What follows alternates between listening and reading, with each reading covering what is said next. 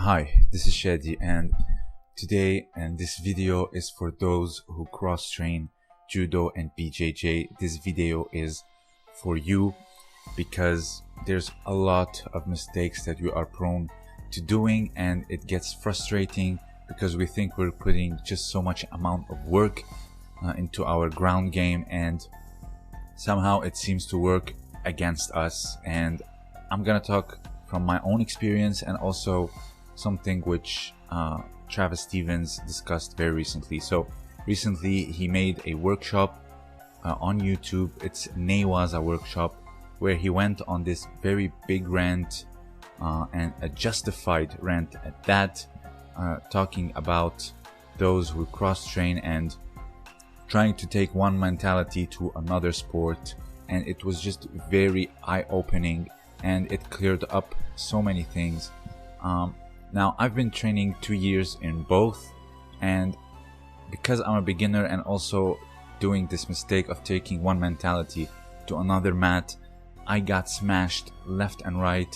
And somehow you think that you're going in. For example, in BJJ you say, oh, my takedown game is good and I'm gonna use that, as if somehow you have this secret weapon, but you're just going with the judo mentality and you just get smashed. You do a takedown or whatever, and then you get caught, and then they can proceed to maul you even though you got the takedown. And in judo, you're rolling. In Ne Waza, you try to get out, you try to do the BJJ principles, and you just get stuck, and it's ippon, and you're like, what am I doing?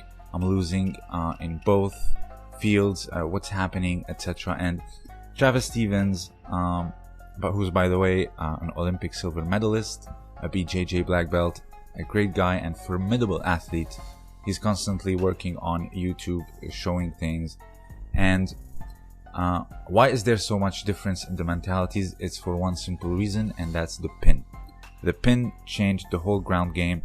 Now, in those 2 years, I've rolled with high-level black belts, and I'm talking about judo, and also purple belts, brown belts, blue belts, BJJ black belts, and it just has a different flavor in judo than in BJJ. And in France, Ne Waza is big. Shozo Awadzu made sure before his passing to make Ne Waza very formidable in France. You know, big clubs like ACBB, Racing, Champigny, etc. They have just formidable groundwork. We see them in seminars and open mats, and it's just like explosive and just smashing a groundwork, very similar to a wrestler, because both of them, they don't want to be on their back. They know of the concept of the pin, and it's just changes the game radically. I get a lot of comments, people saying, you know, in jiu-jitsu they really take their time to assess the position. They really take their time into establishing da-da-da.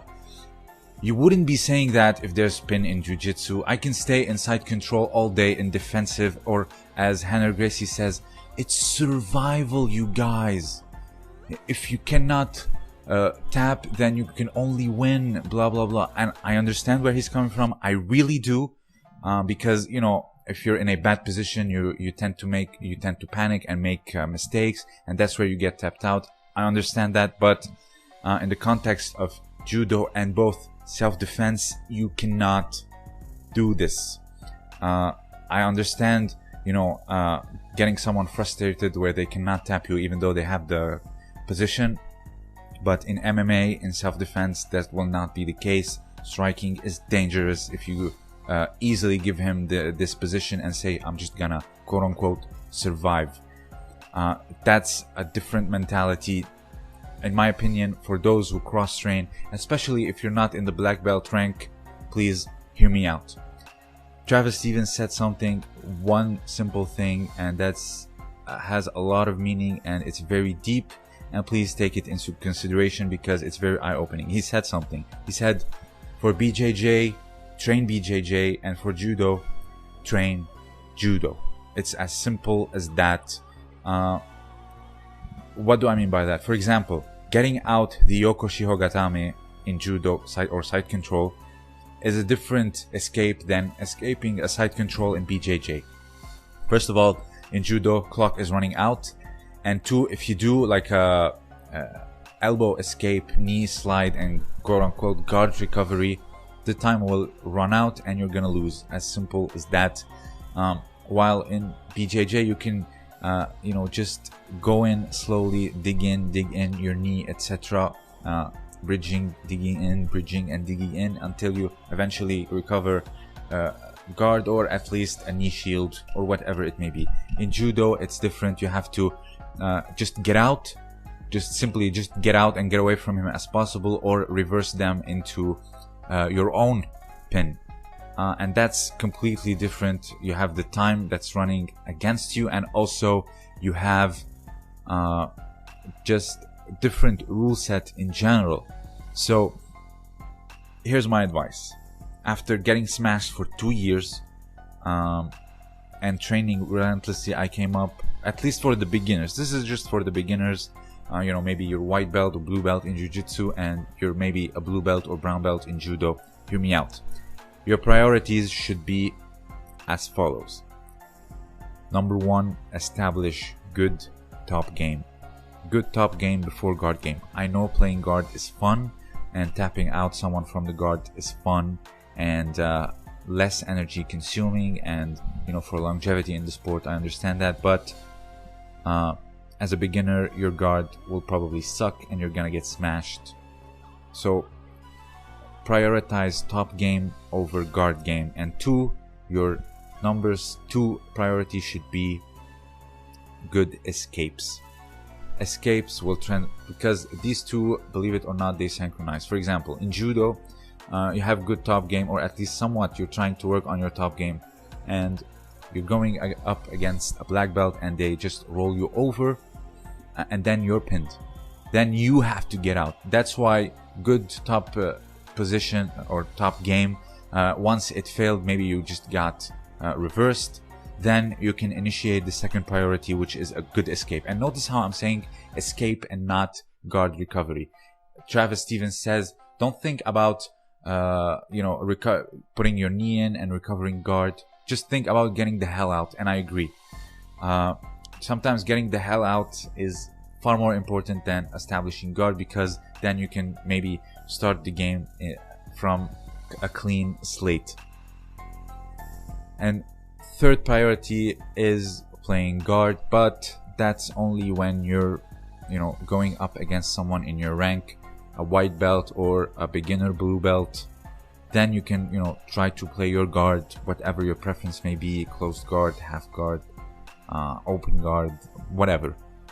But your priority should be a good top game, not just for the grappling but for also self-defense, because if you establish side control and someone immediately shrimps out and they get the advantage, then I'm sorry, but your game sucks. You cannot have a tight and just razor sharp guard, but as soon as you establish side control you don't know what you're doing and within less than a second they escape you. That should not happen. You should have a good top game before a guard game, as a beginner and as a judoka as well. And like I said, the second should be followed by a good, clean and swift escape, and also pin reversal. Pin reversal is very important, and I'll show you a few examples later on. So to conclude this, train BJJ for BJJ. Escapes for the same pins are different in both games because you have different rules, and also the concept of the pin applies in judo. That's why you have wrestlers coming in and just smashing BJJ players. There's this big video on Jiu-Jitsu's channel that says, I'm a purple belt and I got smashed by a wrestler during his first week, something like that. And it's because he doesn't want to be on his back. He's very explosive. He's afraid of the pin. In wrestling, it's 1 second, I believe, where his back and shoulders are flat.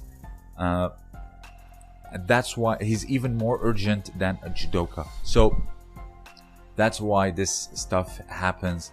And this is what I'm saying. Train BJJ for BJJ if you're cross-training, and train judo for judo. And your priorities as a beginner should be good top game and good escape, followed by guard game.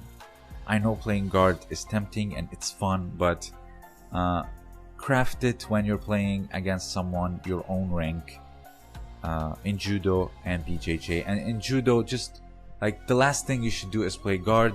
Maybe if you're doing Ne Waza Randori, something happens and you find yourself recovering guard, or for example someone took you down for Wazari and you're in guard, then play your guard. But don't say I'm gonna go into the game and play guard.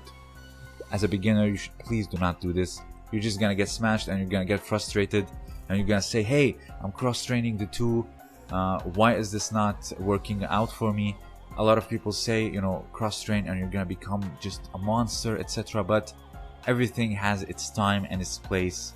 And if Travis Stevens says this and he just went on this rant, I strongly suggest you watch his recent Ne Waza workshop, because he explained this far more than I do. But I'm explaining from my own experience and my own mistakes, that prioritizing top game and pin escapes is far more important than playing guard.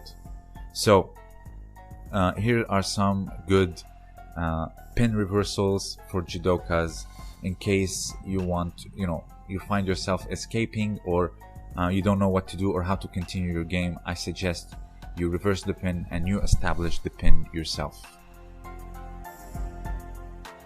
Okay, so here's how you achieve offensive position. You reverse the pin here with a cross choke rather than, a shrimping or recovering guard or whatever, in order to become offensive. Here you apply the cross choke and then you flip them over, you turn them and apply the submission, or if the choke is not really tight, you are in position to pin.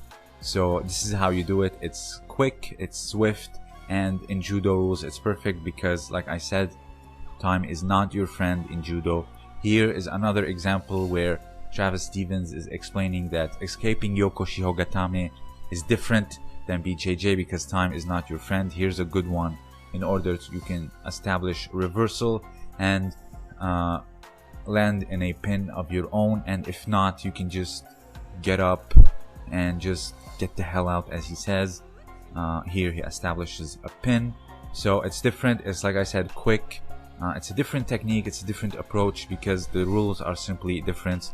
There's no time for keepitplayful.com or stay cool under pressure. You just have to get out.